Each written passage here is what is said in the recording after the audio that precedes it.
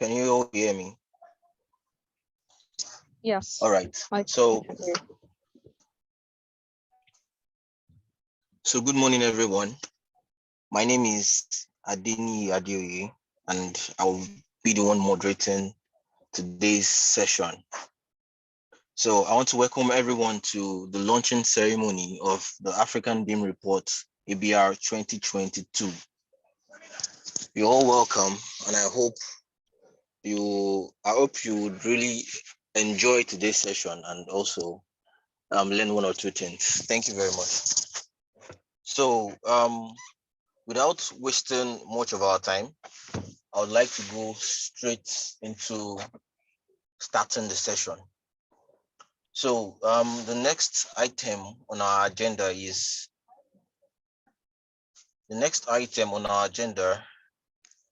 just a brief recap of what we've done in BIM Africa over the years.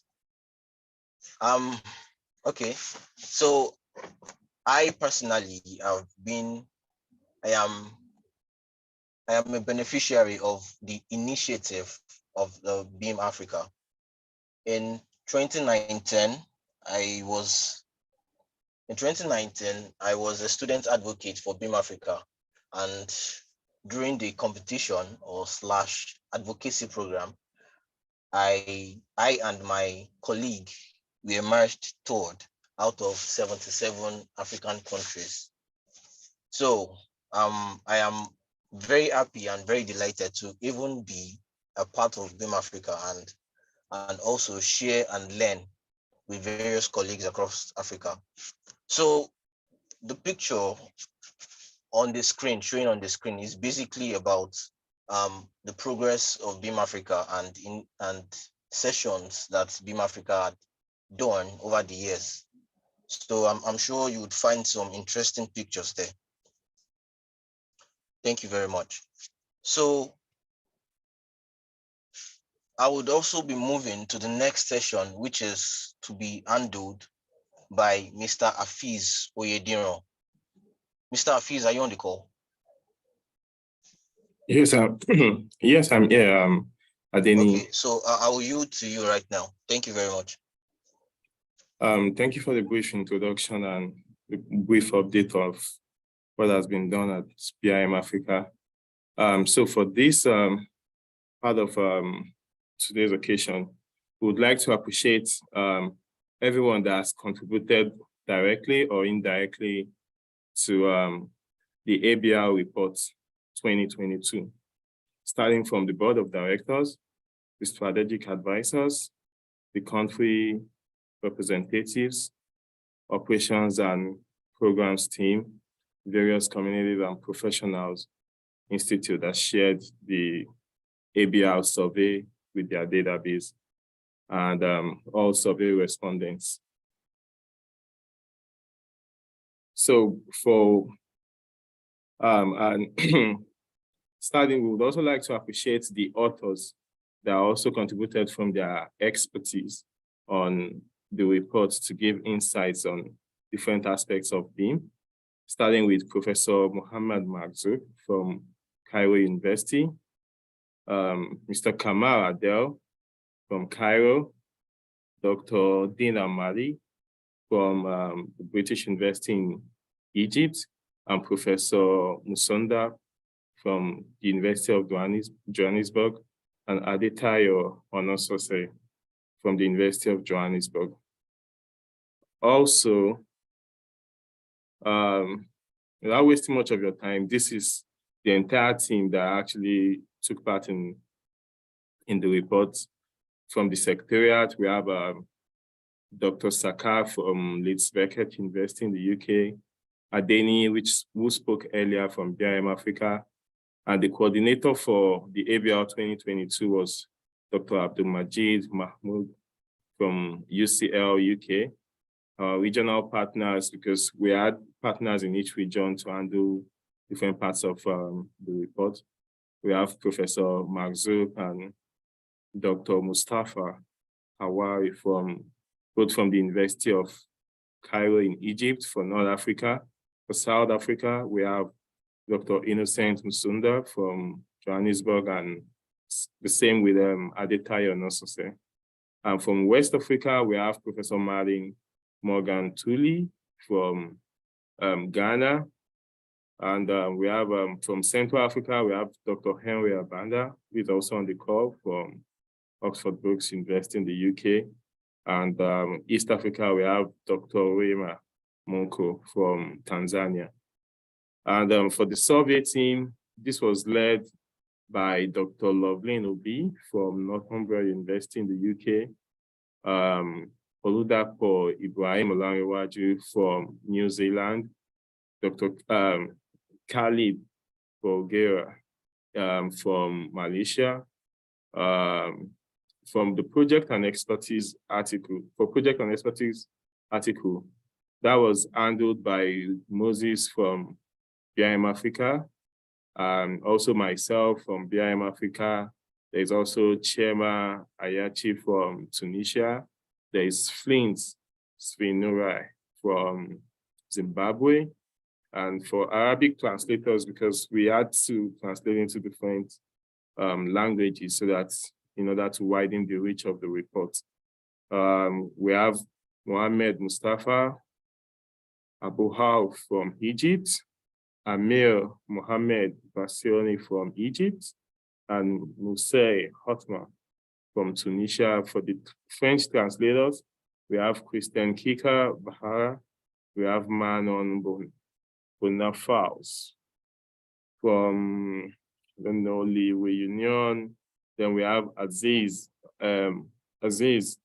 Bedororo from Benin. Then Habubakar Kwere from Burkina Faso. We have Raymond Tuyi Zere from Rwanda. And for our designers, we have the French, for the French design, we have Mensa Salah from Morocco. And for Arabic design, we have Mohamed Halla from Egypt. And thank you everyone for being part of this. And I also apologize for names I did not pronounce correctly. I'm sorry. Okay, Adeni, over to you. Okay, thank you very much, Mr. Afiz Oyediro. That was great. So I would like to apologize to everyone for our starting late.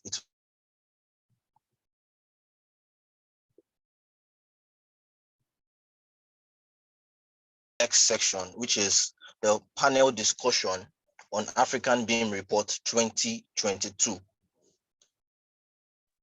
So I would be calling on our moderator now. That is Dr. Abdulmajid Mahamadou from the University College London. He doubles as the ABR 2022 coordinator. Also, I'll be introducing the other panelists, and they are Dr. Henry Abanda, from an associate professor from Oxford Brookes University. The next panelist is Shaenda Shokri, the head of digital transformation, Orascom Construction. Monda Kazim, engineering and corporate manager, AMA Group. We have Melik Taktak, BIM project manager, AMA Group. Dr. Dina Elmadi, assistant professor, British University in Egypt. And last but not the least, we have Lubna Bouanani El Idrisi, the business development manager, Continuum, BIM. So I'll yield the floor to the panel session to begin the panel discussion. Thank you. Thank you very much. And just to say, I'm very pleased to be joining this seminar, but also generally to have been part or to have supported the efforts of BIM Africa as an organization in developing this report. I think it's a very good initiative, and I guess that's why all of us, myself and then other panel members, have not hesitated contributing, our time and expertise. I strongly believe that it's a right step in the direction in terms of, just highlighting implementation of BIM and other digital technologies across the continent, but also contributing, our little quota in terms of discourse in digital transformation in the built environment across Africa. In terms of the report, obviously we will be talking about the content later, but we are all very pleased that the report led to some good outcomes, generally highlighting, high level of awareness of digitalization, particularly BIM across the continent. And also there are so many exciting case studies in the report that is highlighting best practice in the adoption of BIM and related technologies, which I'm sure our panel members would shed some light on, and also later on when we come to discuss the content of the report, it will be interesting to have these discussions. So once again, welcome to our panel members. You have already been introduced, but probably not to a lot of detail. So what I'm going to do is I'm going to go to each of our panel members to tell us a little bit about themselves, their connection with BIM Africa, but just generally digitalization and BIM on the continent. So should I start off with Shahinda, if you don't mind? Dr. Abdul, I'd like to thank you for the introduction. I'm Shahinda Shukri from Orasco Construction in Egypt. I'm heading the digital transformation unit since 5 years ago for several or many projects. All of these projects are recorded as a unique and mega projects. We started the BIM implementation early in maybe from 12 or maybe more than 12 years ago, with all of its challenges and potentials and benefits.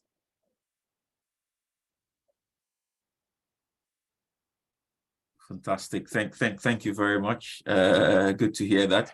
Yes. And then to my very good friend and brother, Dr. Henry Abanda.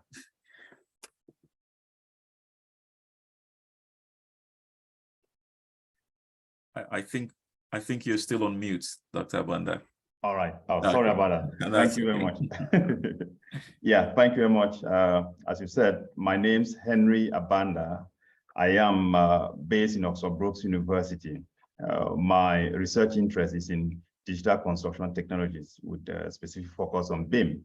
And when I embraced BIM some years back, I just thought about my motherland, Africa. And so I started going back to Africa, specifically Central Africa, to raise awareness about BIM through conferences, workshops. So I did that in Cameroon. And I've also done similar initiatives in Ethiopia, Ghana, Nigeria. And when BIM Africa came up, I thought, oh, this is something great. And then I joined the advisory board. And since then, I've just been part of this initiative. And I still keep on going back to Francophone Africa. I've even developed a YouTube channel where I do some of the lectures in English and French with the hope of actually converting those who are only French speaking to at least understand it before they start struggling in finding literature in English. So this is really an initiative that I embrace with all my energy and efforts. Thank you. Fantastic. Thank you very much. Very good to hear about some of the works in, pushing BIM and the knowledge across a very diverse continent where, we speak a lot of languages. So that's very, very worthy work, Dr. Abanda. Thank you very much. And to Lobna. Hello all. Thank you for inviting me, and thank you for having this event and for creating this BIM Africa report. As you said, my name is Lubna Bouinani Idrissi. I am the Business Development Manager of Continuum BIM Group. Our entity is one of the leading BIM agencies in Morocco, and I am I've been head of the business development department since 2020. We started leading BIM projects in Morocco since 2017, and in 2018, one of our BIM projects in the infrastructure sector has been presented to His Majesty the King Mohammed VI. Since then, there was a launch of a wave of normalization of BIM use in all the projects in Morocco, of course, BIM projects with the public entities. And since then, we have been leading this efforts for a better use of BIM in the construction sector. For BIM Africa, we have seen and got or known BIM Africa from the African BIM Report of 2020. And since then, we have been amazed by the efforts that this community has been leading and wanted to be a part of this community and to actually accelerate as well the integration of this community in the Moroccan level. So since then, or I think since the end of 2021, we've become members and partners with BIM Africa. And right now, we will be organizing very soon the BIM Africa Summit in Marrakesh and co-hosting it with the BIM Africa team.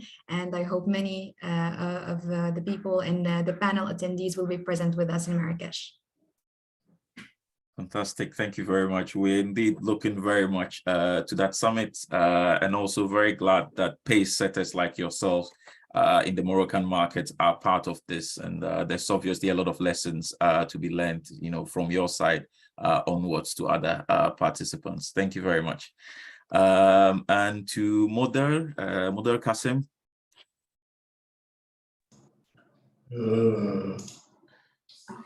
Hello everyone, I'm here in Tunis, Moder Qasim and Malik from AMA Group. Our group is an active group in the engineering and construction industry. We have more than one firm.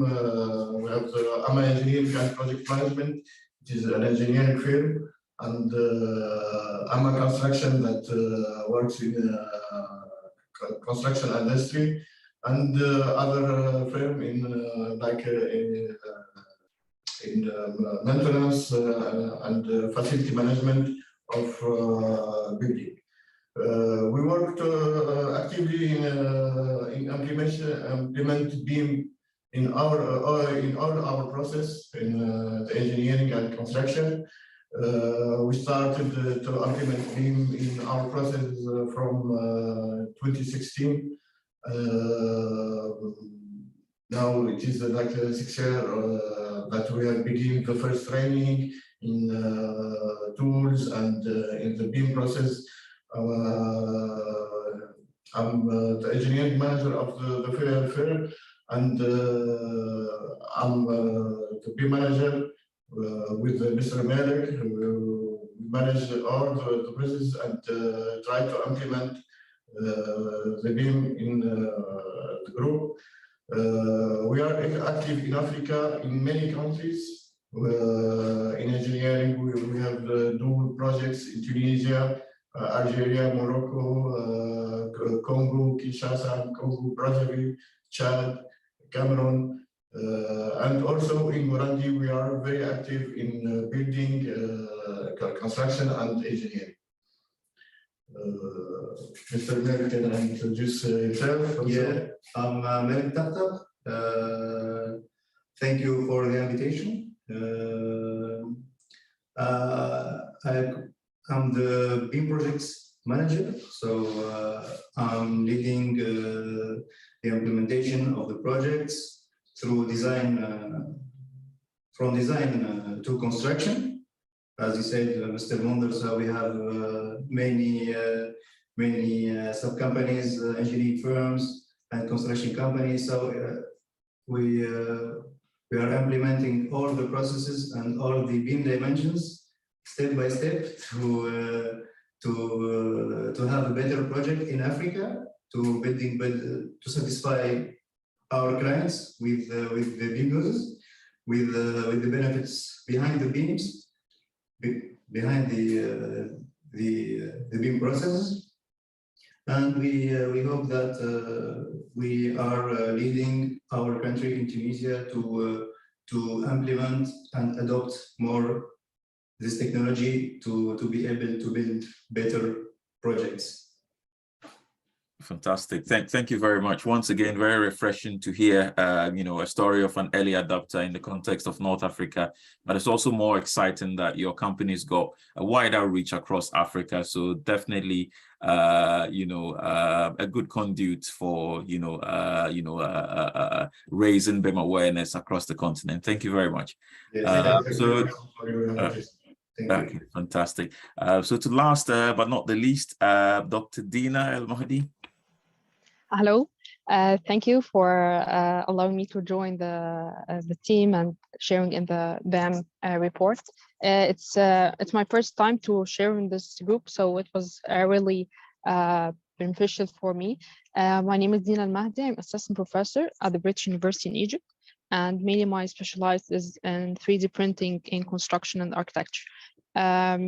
Mainly, I have been presenting in the report one of the latest projects that we did in Spain. However, when I came back, I'm trying to introduce this 3D printing techniques in the Egyptian construction sector.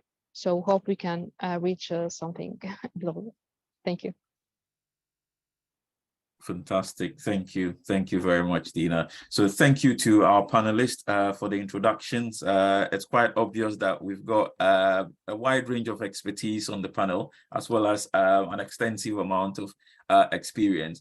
So I've got a lot of questions that we are interested in as a community that I'm sure you would all be able to shed some light on.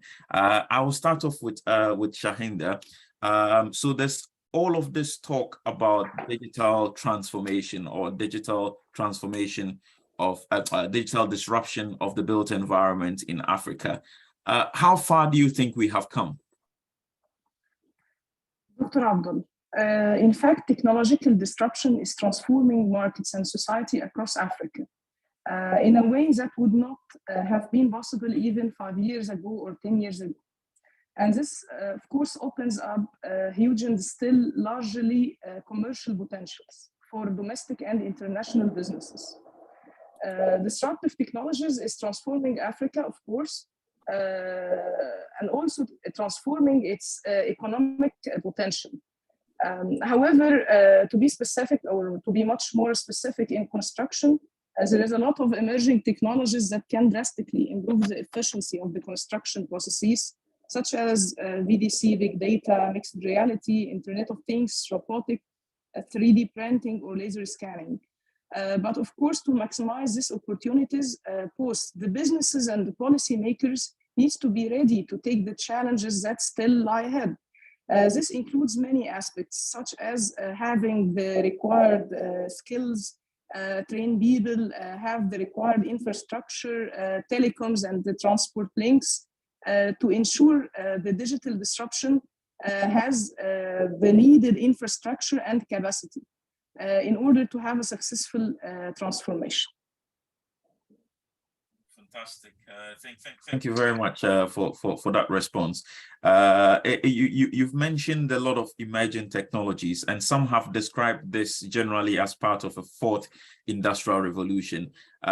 So there are a lot of people who usually make reference to the proliferation of mobile technology within Africa. Africa was able to sort of leapfrog and jump the whole, telephone landline sort of revolution and move straight to a mobile sort of revolution or market. In terms of the construction industry, and I'm directing this to Dr. Dina, if you don't mind.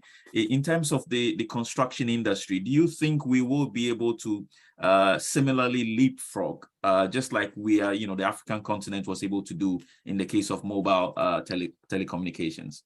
Yeah. So it's a very important question, because I think any of other technologies that has been invested into the industry has been developing through years.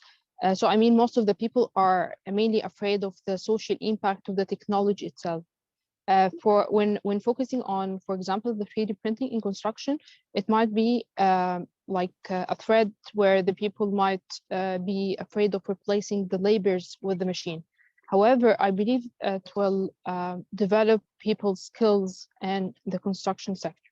So in the construction, we were first at the early history, we were building with our bare hands without using any machines or advanced technologies. Then we enhanced those things through machines and softwares.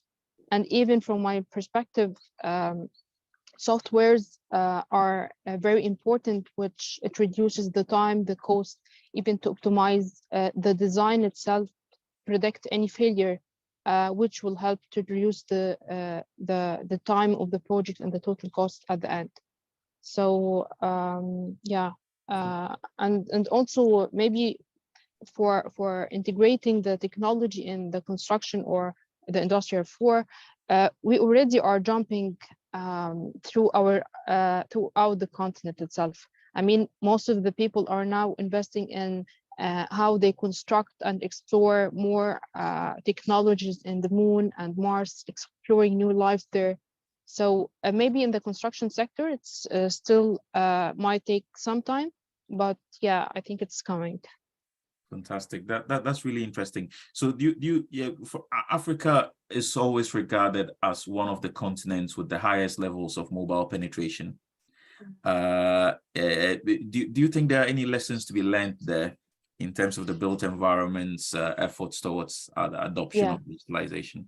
Yeah, I think one of the major aspect that we might take it from the context itself, that we have very rich material, and even the climate is very challenging in each country, that we need to adapt our buildings and our construction to behave with this environment. So respecting the material itself, what we are using below the our feet, and how we can reuse the sustainable material on the site directly with using some technologies and techniques to enhance and have like more contemporary architecture and construction buildings. It might be the right direction from my perspective. Fantastic. And my next question would go to Dr. Abanda. A lot of countries have taken the route of mandates, so they have mandated the use of BIM, for instance, on public projects or projects of a certain value. And UK is a classical example of where UK government introduced a mandate from 2016, where projects of a certain value were all expected to use building information modeling. Do you think mandate is the way to go in the context of the African continent? Thank you, Dr. Abdul Majid. To an extent, it's a very complex question. I would say yes and no. Yes, in the sense that why not? A mandate is always welcome if it is to our benefit. The countries have actually adopted mandatory policies, have actually benefited in the sense that it has actually increased the adoption of BIM. But then in order to really provide a context to this, I would like to say that in practice, if we want to effect change, we have to consider 5 dimensions, in which I will relate that in an equation: vision plus skills plus incentives plus resources plus action plan equals change. Now, our mandate will fall under vision. I will start removing each of those items, but leaving vision. If you have vision without skills, then it's going to lead to anxiety.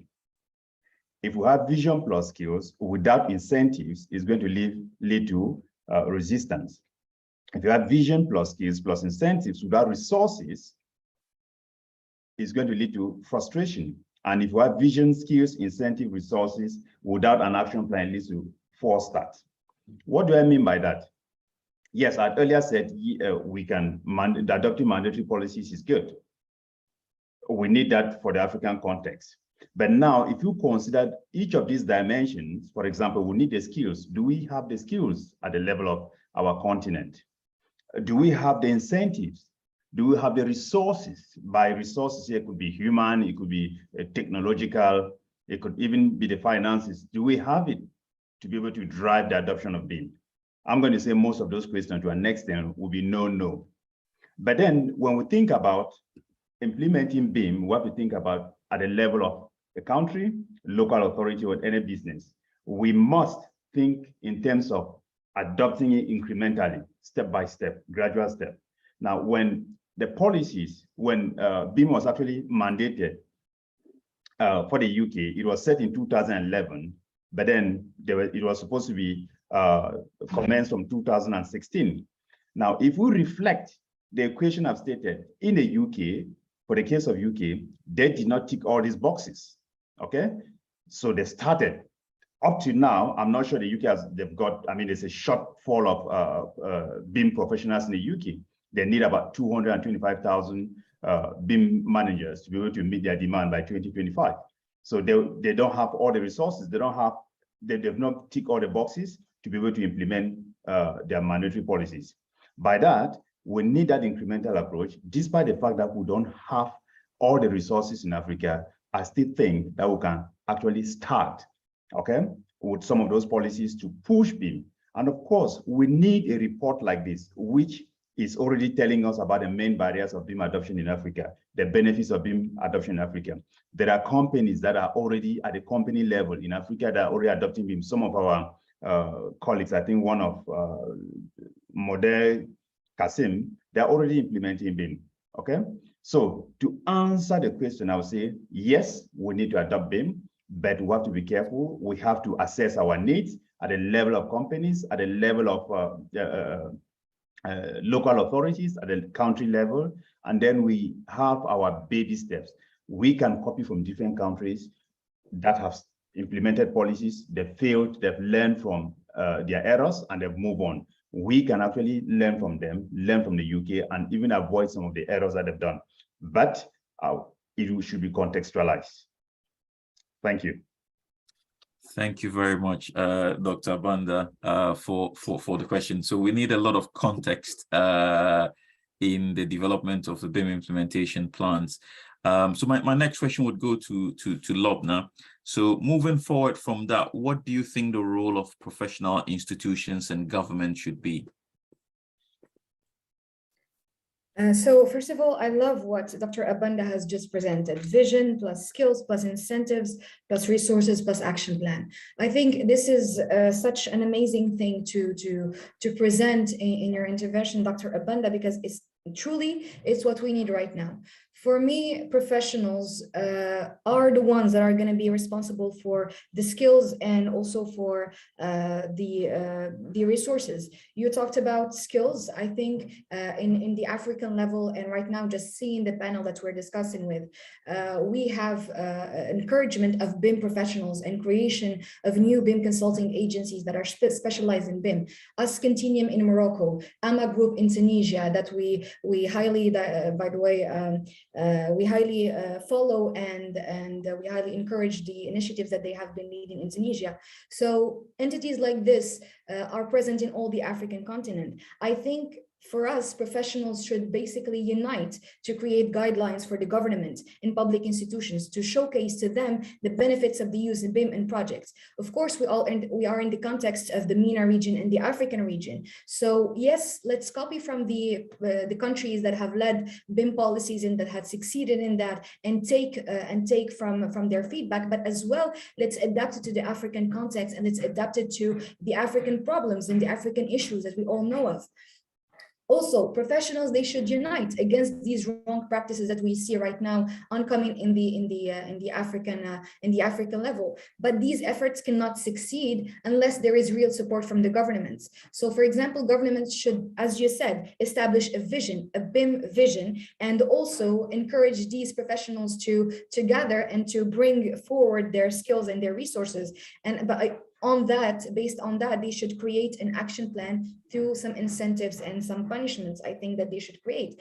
Through also these norms that they're going to be creating, they should create real documentation templates for all the BIM calls of tenders to allow the public institutions and also the private ones to launch their own and in a clear process. They should clarify the process for these new calls of tenders, and they also should review the platform used in the construction industry. Like, for example, I will cite the Dubai municipality that has created their e-submission platform, and it's that respects the building codes and also use BIM tools. And it's an amazing platform that all countries and all governments should follow, because it makes it easy for project owners, for architects, for civil engineers to drop their projects, to lead them through BIM. And that's real advancement. Also, I would like to add that without scientific research, there won't be any real advancement. And I think Dr. Abdul, Dr. Dina, and also Dr. Abanda would vouch for that. The government should definitely urge universities into creating research centers specialized in BIM to study the impacts of BIM and advance or even create new digital paths apart from BIM for the construction sector specific to each country. So this is the vision, and I hope our talk will get to some people and will definitely share these inputs. Fantastic, definitely. Thank you very much for those very insightful comments. I think the watchword there is collaboration, scientific research. Fantastic. Thank you very much. I'll now move on to Monder. So you obviously have extensive experience implementing BIM on projects since 2016. So where do you see sort of the state of BIM implementation in the next 5 years? Yes, in fact, we think that today BIM technology is revolutionizing the way of project management in terms of tools, information exchange, the engineering process and the coordination, and in terms of managing construction and project cost control.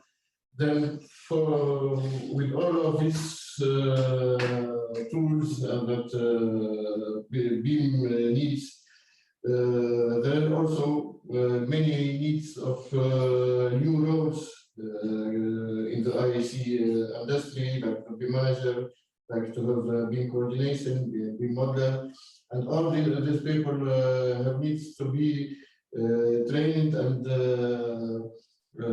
be able to adopt all the tools and all the process. Because BIM is, in fact, a process of work before tools.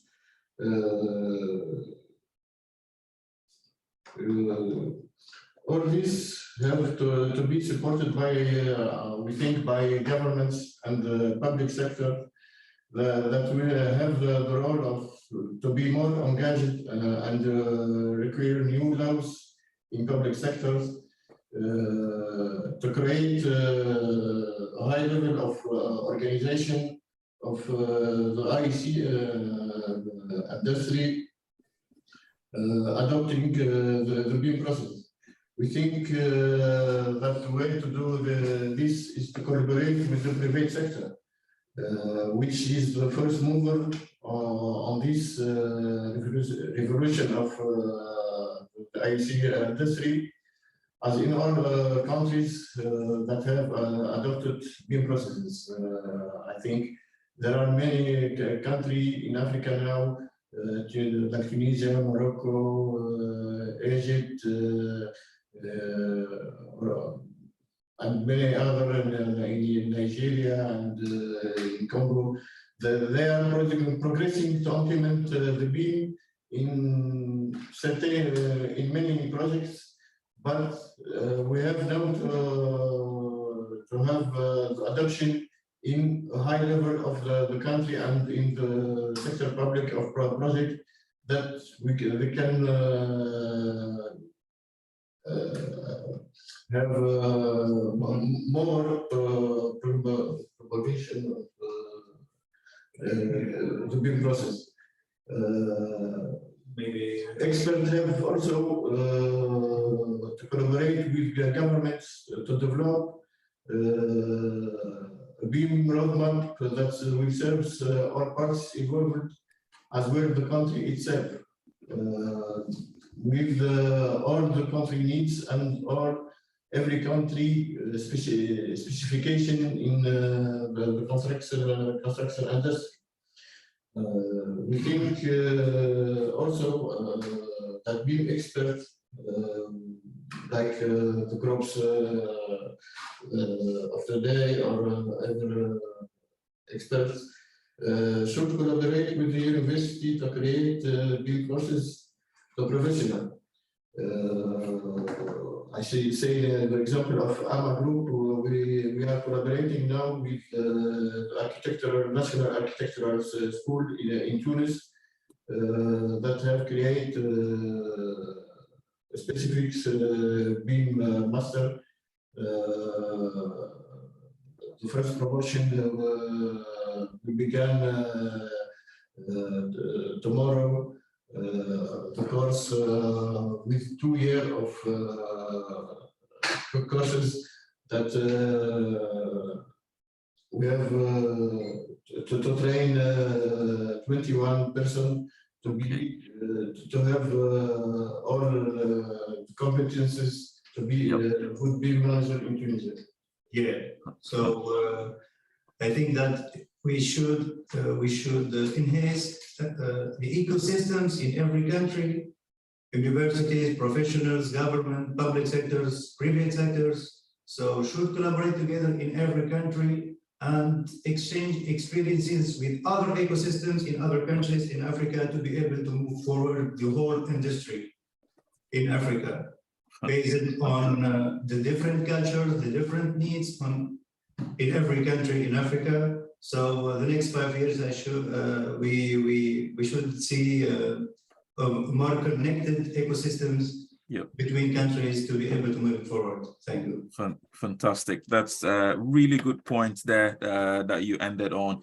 Ecosystem integration, as well as connectivity across the continent, and a focus on process maturity. That's what we need in the next 5 years of BIM development or digitalization. Fantastic. Thank you very much to our panelists for your very insightful comments and sharing of your experiences.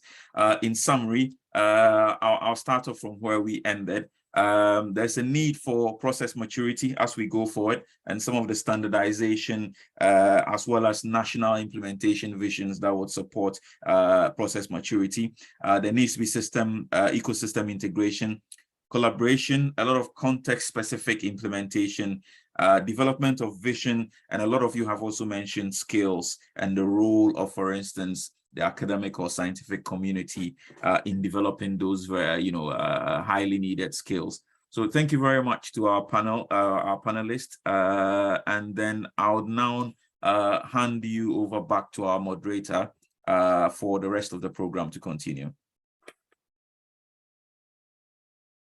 All right, thank you very much, Dr. Abdul Majid and the panelists. Yeah, we really appreciate what you did and the discussion. So moving to the next item on the agenda, I would be yielding to Dr. Abdullahi Saka, the Director of the Research and Development Committee, BIM Africa. Thank you very much.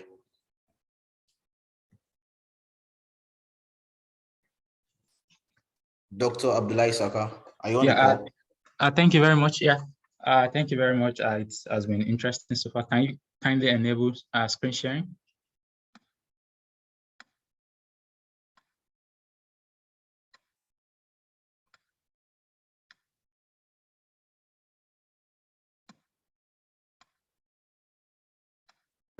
So thank you very much. It's interesting listening to the panelists. So basically what I'll be talking about is our policy implication and action plan, and it's majorly what the panelists have emphasized, what they've talked about. So briefly, the ABR 2022 actually depicted the growing awareness of BIM. However, I think as we are actually aware, the growing awareness does not really translate to BIM adoption in Africa yet. Though we have so many people that are aware of BIM now, but it's not really, it does not really translate to BIM adoption. So there is need to go beyond engagement as regards awareness, telling people about BIM. I think there is now need for us to go towards BIM adoption.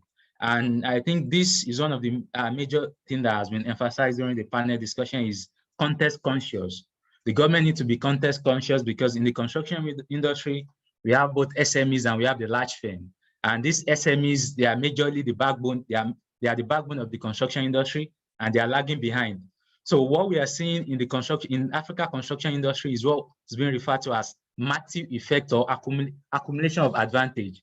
The richer keep getting richer. The large firms that have the resources to actually adopt BIM, they continue to adopt BIM at higher level of implementation, while the SMEs are still really struggling. So the policy needs to be tailored, specific, and need to be directed to the SMEs, because the SMEs, they don't really have that slack resources, and they are risk averse when it comes to investing in BIM. So I think we really need to have more policy specific that are tailored to the SME in Africa. And also, I think another important thing that was raised during the discussion was the issue of mandates. And Dr. Abanda did justice to that when he mentioned the need for vision, skills, and action plan. And if you look across the world, there are so many different BIM mandates, so many different BIM policies that have been promulgated across the world. But if you look at Africa, Africa is still a little bit empty when it comes to BIM mandate. So what's the way forward in Africa? Should we go for BIM mandates? Should we go directly for BIM mandate, or we should not mandate BIM? It's actually complicated. However, in Africa, the case of Africa is peculiar. So we need to focus on resources. We need to focus on resources, human resources, also capacity support. We need to support our industry. We don't really have that infrastructure. When it comes to in the construction industry, we don't really have that infrastructural support for BIM yet. And also our approach, according to one of the implications of this study, is the top-down approach might be a little bit difficult. So it's better we go for nudge and mandates. We provide incentives to construction firms to adopt BIM, while also trying to push them towards BIM adoption. But it's important to know that mandating BIM in Africa straight ahead might actually lead to more damage than more benefits. So it might actually lead to what's being referred to as BIM divide, in which you have those people like the large firm that have resources to adopt BIM, adopting BIM, while others why the SMEs that are the backbone, they might not really be adopting BIM. So mandating BIM in Africa head-on is not the right way to go. We need to look at resources, capacity support, and also look at having both nudge by providing incentive and also mandate. I think it's very important in Africa to look at this. And also, there are so many mandates that have been promulgated out there. We shouldn't copy right ahead. What worked in the UK, the 2016 BIM mandate that worked in the UK, definitely is not going to work in Africa, because it's more or less like we are comparing chopstick to fork. And I think this has been reoccurring in research. People asking for BIM mandates in Africa or in developing countries. I think it's very important for us to be context conscious when we are advocating for BIM mandates. Also, I think some of the other key barriers that that have been identified in the report is knowledge related. There's still lack of skilled personnel in the construction industry. So for this, I think it has two implications. The two implications is we need to come up with short-term strategies and long-term strategies. What do I mean by short-term strategies? Short-term strategies are the type of strategies that you're going to use to tackle the problem head-on. The current problem we have that is lack of skilled personnel. So we can actually come up with trainees, providing trainings for construction worker. That will solve the problem right now. But the long-term solution is having graduates that are BIM compliant, having digital-oriented graduates, and this has to do with the institutions. So some of the action plans that BIM Africa is coming up with, we look forward to continue engagement with stakeholders. And as such, I think we are going to have BIM Summit in 2023, where we are going to engage government bodies, and we are going to engage stakeholders in the construction industry in pushing forward for digital advancement of the built environment in Africa. And also, we are looking forward to increased tertiary institution engagement. We are looking forward to having institutions in Africa that they will be offering BIM courses, not only BIM courses, but digital innovation, digital construction. We need to have tertiary institutions in Africa that will have that will be offering courses, first degree course, and probably postgraduate degree courses in digital construction. And one of the ways that BIM Africa is contributing to this is the student advocacy program. So we look forward to continue to increase our engagement with tertiary institutions, and also we look forward to have increase more, to have more corporate partnership with bodies that aligns with the goal of BIM Africa. So I think that's basically all for as regards the action plan and the policy implication. Thank you very much. Thank you very much, Dr. Abdullahi Saka. That was great. So we'll be moving to the next section, and I would like to introduce or welcome Kehinde Adeyemi. He would be the one starting the launch of the ABR 2022. Kehinde Adeyemi, you have the floor, please. Hello all, thank you very much. If you can hear me, I'd like to highlight that the session has been very insightful. And indeed, we have ABR 2022 now. And I guess next steps will be action. We go through, we learn. I'd like to emphasize again that for this report, we've had well over 1,100 survey respondents who have participated in this report. And these respondents are from over 39 countries across all regions of Africa.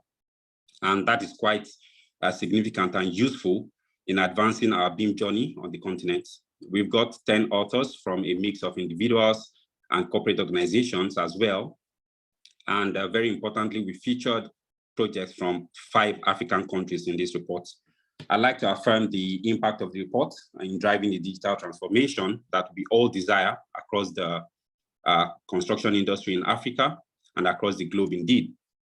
I'd also like to touch on the fact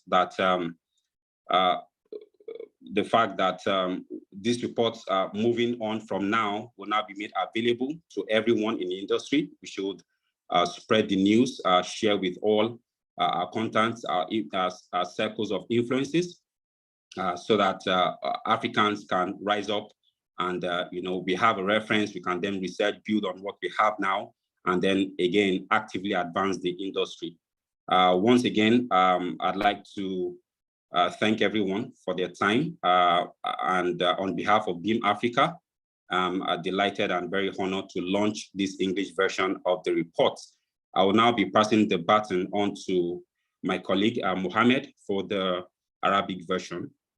And afterwards, we have the French version by the chairman of BIM Africa. Thank you very much.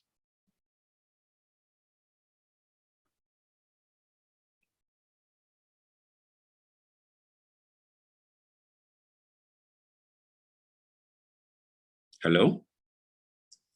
Hello, everyone. I am Mohammed Abou. I will talk about the report in Arabic. أهلا بكم جميعا.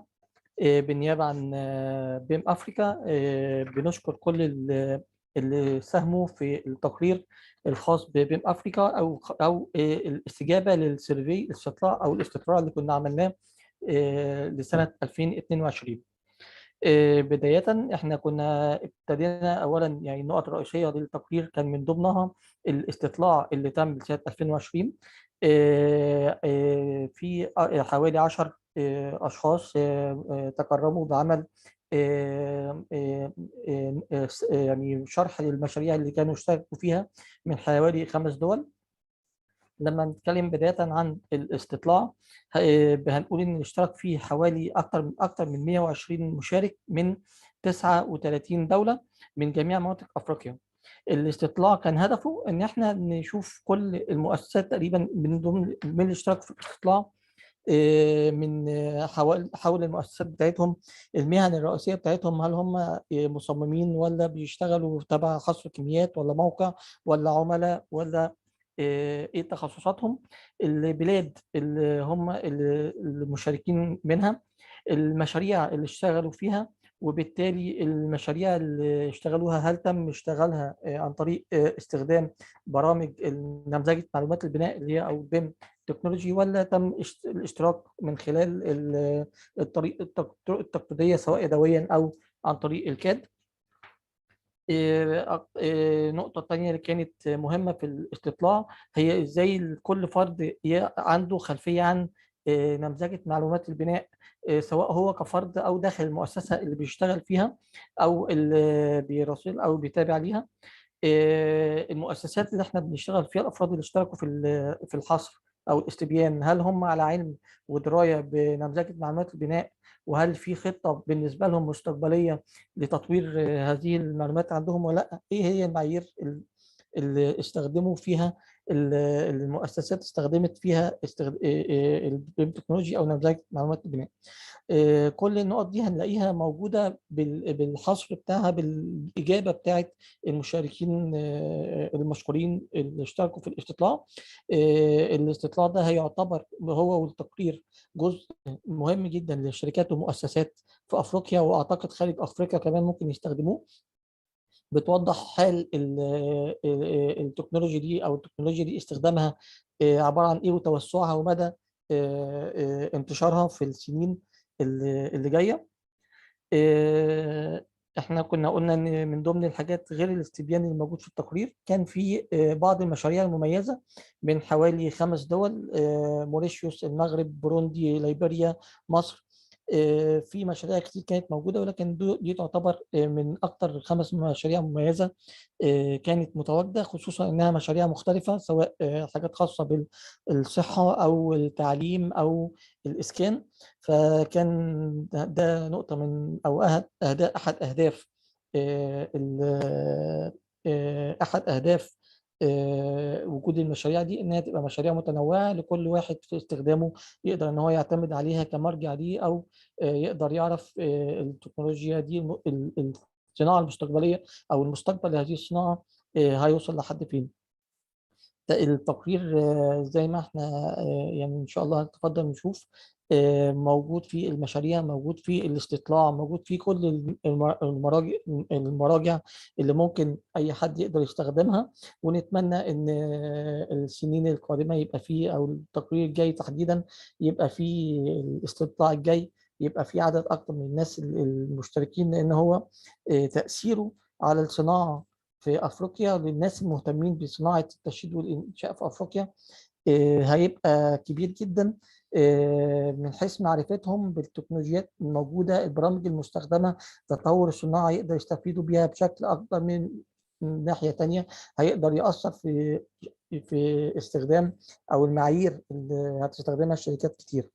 فبالنيابه عن بيم افريكا، انا بشكر اللي عملوا السيرفي ان هم اشتركوا معانا في الاستبيان، وبدعو كل الحاضرين ان هم يحملوا النسخه او النسخ اللي موجوده للتقرير بيم افريكا بكل جميع اللغات، ويشاركوها مع اصدقائهم، مع الناس، يعني مع الافراد في المؤسسات اللي هم بيتعاملوا بيها، مع يعني كل من هو مهتم بهذه الصناعه يقدروا ان هم يشاركوا معاه. التقرير هيكون افضل لينا وللصناعه في نفس الوقت المستقبليا ليهم.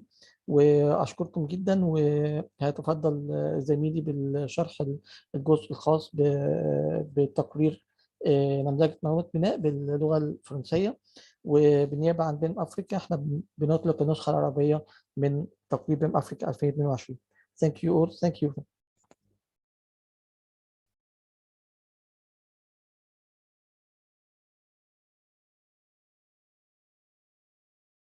Okay, thank you very much, Mohammed Mustafa Abouf. So next we'll be moving to the French launch, and this will be done by Kamal, then Adu Idrisse. Kamal, you have the floor. Thank you. Merci à tous. D'abord, en mon nom et au nom de BIM Africa, j'ai l'honneur de vous souhaiter la bienvenue à cette rencontre de présentation du lancement de l'African BIM Report 2022, qui, il faut le savoir, sans un travail acharné, un engagement de tous les instants d'une équipe jeune et dynamique, n'aurait pu voir le jour. Ce travail a été réellement couronné par un succès total de cette édition, car il faut bien sûr retenir certains éléments, certains indicateurs clés. Plus de 1100 participants ont apporté des réponses pertinentes au sondage qui a été lancé. Ces participants proviennent de 39 pays de toutes les régions d'Afrique, ce qui nous donne un vrai surveil général autour de l'Afrique dans sa globalité. 10 auteurs qui sont issus de différents pays et différentes entreprises ont participé à la rédaction et aux différents articles de ce rapport. Et ce rapport a permis de mettre en lumière des projets de 5 pays africains qui montrent une certaine avancée, une certaine maturité par rapport aux projets engagés aujourd'hui en Afrique dans le secteur ou dans l'activité du BIM. Une première, d'abord, c'est que ce rapport a été lancé en 3 langues, en anglais, en français et en arabe. Que devons-nous retenir des sondages effectués? D'abord, c'est que la PME, la petite et moyenne entreprise, constitue l'essentiel de l'écosystème des entreprises dans le domaine des BTP, soit près de 85% des participants. Une représentation assez large des activités du BTP, avec une prépondérance des métiers d'architectes et d'ingénieurs génie civil, une participation également de l'ensemble des régions du continent africain, avec, nous le constatons, une répartition équilibrée entre les différentes régions, l'Afrique du Nord, l'Afrique de l'Ouest, l'Afrique centrale, l'Afrique du Sud. Et non seulement la notion du BIM est aujourd'hui assimilée chez quasiment tout le monde, mais elle est devenue aujourd'hui une pratique au quotidien. Certes pas à un niveau avancé que nous aurions aimé voir, mais au moins un niveau de production de la maquette, de la modélisation 3D. Ceci, bien sûr, est caractérisé par une évolution de l'utilisation du BIM en interne au niveau des entreprises, puisque entre l'année 2020 et l'année 2022, nous sommes passés de 30 à 63%. Nous constatons malgré tout quelques faiblesses qui ont été relevées lors de ce sondage. C'est que cette évolution du BIM reste malgré tout assez lente et l'implication des gouvernements est réellement requise pour accélérer la digitalisation du secteur. Ce soutien doit, je dirais, se caractériser par la mise en place de directives qui incitent la mise en place du BIM dans les domaines du bâtiment et des infrastructures. Cependant, la vision du futur s'annonce positive puisque les répondants ou les participants sont tous d'accord pour dire que la généralisation du BIM sera effective dans les 5 ans à venir. Alors, ce rapport, à travers les indicateurs qu'il a mis en lumière, aura un impact certain sur la conduite de la transformation numérique de l'industrie de la construction en Afrique et dans le monde. Et c'est pour cela que j'invite tous les participants à étendre ou à encourager leur entourage intervenant dans le système de l'AEC et du BTP à télécharger et à partager au sein de leur cercle professionnel. Donc, au nom de BIM Africa, j'ai le plaisir de lancer cette version française et je terminerai par apporter mes remerciements aux panélistes pour leur intervention, aux participants qui, grâce à leur nombre, vont donner encore une énergie très positive à l'équipe de BIM Africa pour avancer dans son travail. Et surtout, je n'oublierai pas de vous souhaiter la bienvenue au BIM Africa Summit qui se tiendra les 18 et 19 mai 2023 à Marrakech. Et nous serons heureux de vous accueillir au Maroc pour cette édition exceptionnelle. Merci, merci à vous tous et je passe la parole à l'équipe organisatrice.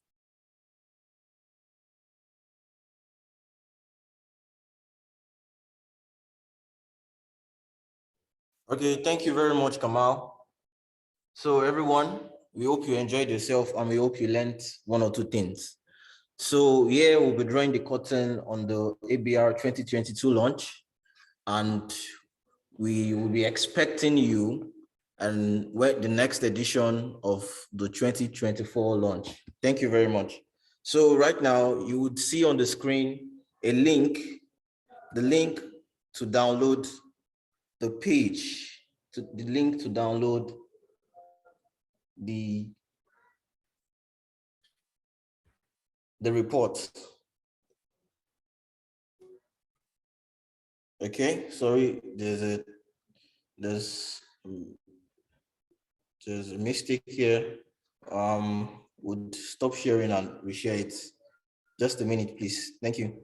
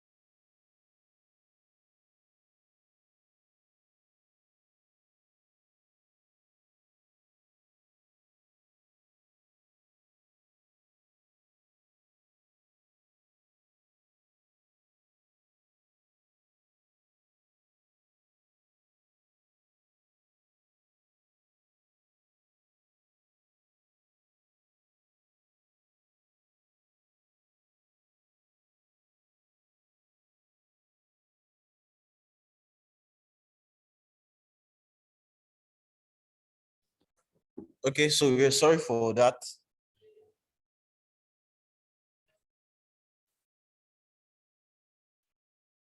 Now this is the link you can use, or this is the link to download the ABR 2022 report. Thank you very much.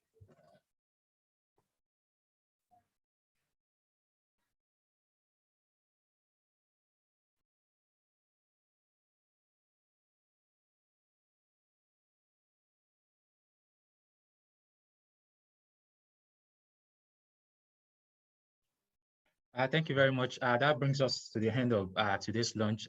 Thank you to all the contributors, the panelists, and all the attendees. Thank you very much. We hope to get feedback from you as regards the report, and we look forward to further engagements as regards pushing forward digital transformation in Africa. Thank you very much, and have a great day or have a great evening, depending on what side, which side of the world you are. Thank you very much. Sisi, shukran, jazakallah khairan. Au revoir. Bye. Bye. Goodbye and congratulations. Congratulations. Thank you to all the contributors. Thank you, Professor Abanda, for attending. Thank you for welcome. Thank you, everyone. Merci à tout le monde. Bon courage, bonne continuation. Thank you. Thank you.